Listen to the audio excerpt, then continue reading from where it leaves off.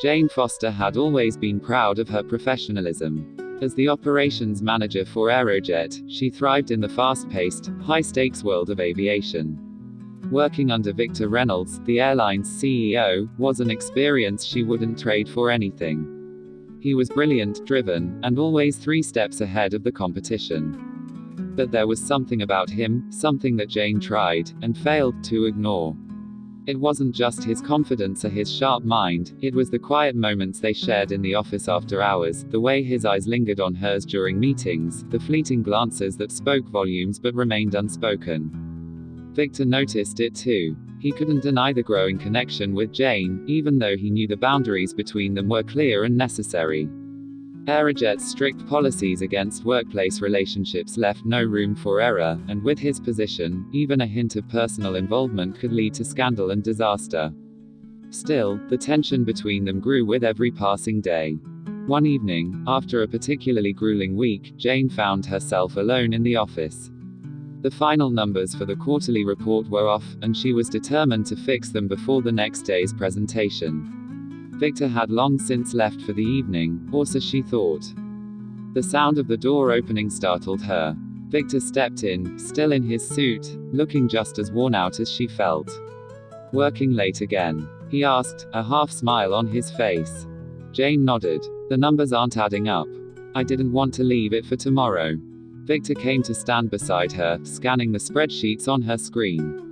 "You're always so dedicated," he said quietly, admiration in his voice.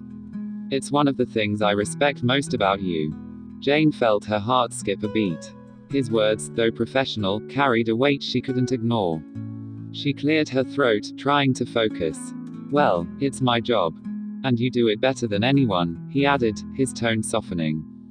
Silence settled between them, heavy with everything unsaid. Jane could feel the space between them shrinking, even though neither of them moved. The air was thick with an unspoken understanding, an acknowledgement of what could be, but shouldn't. "Victor, we can't," Jane began, her voice barely above a whisper. "I know," he said quickly, stepping back slightly. "I know we can't. And we won't. But that doesn't change how I feel." Jane looked up at him, her chest tightening. "This isn't something we can just ignore. The company comes first," Victor finished, his voice firmer now. "I would never jeopardize that. But that doesn't mean it's easy." Jane nodded, her throat tight. She had worked so hard to get where she was, and the last thing she wanted was to ruin it with feelings she had no right to act on. "It's not easy for me either." Victor let out a deep breath, running a hand through his hair. "We're both good at this, Jane. Keeping things in check. And we have to keep doing that." She nodded again, grateful for the clarity but still feeling the weight of what might have been. "We'll be fine," she said, more to herself than to him. Victor gave her one last, lingering look before turning toward the door. "If you need help with those numbers, I'm just a phone call away." "I'll manage," Jane replied, watching him go. As the door closed behind him, Jane exhaled deeply. The unspoken connection between them remained, but they both knew it could never go beyond that. It was a line they couldn't afford to cross, no matter how strong the pull.